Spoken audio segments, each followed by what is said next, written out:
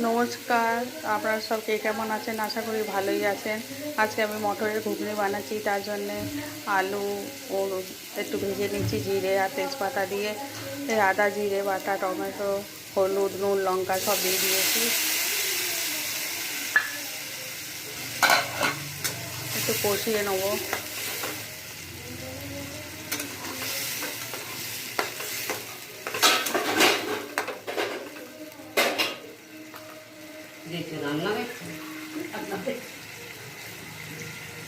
কিছুক্ষণ কষানো হয়ে গেলেই মটর সেদ্ধ করে রেখেছি, কালকে ভেজানো হয়েছিল, তারপরে দিয়ে দেবো মটরটা।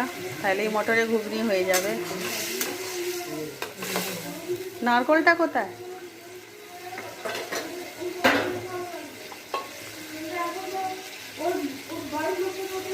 নারকোল ভাজা রেখে দিয়েছিলাম, একটু দিয়ে দিলাম।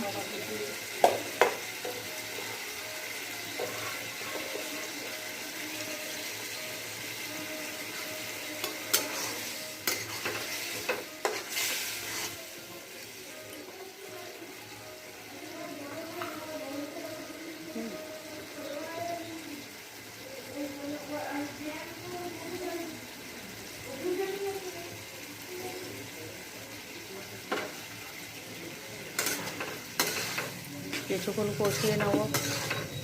এইভাবে নিরামিষ ঘুগনি করলে খেতেও ভালো লাগে।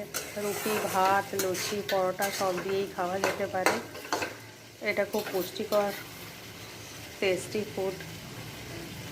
এক বাটি খেলে পেট ভরে যায়, কমপ্লিট ফুডের কাজ করে। একটু চিনিও দিয়ে দিলাম।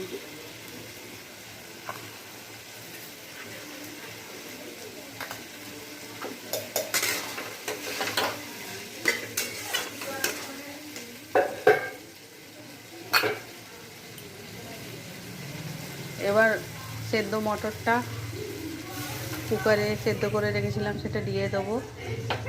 একদিন আগে ভিজিয়ে রাখতে হয়, নাহলে এটা সেদ্ধ হয় না।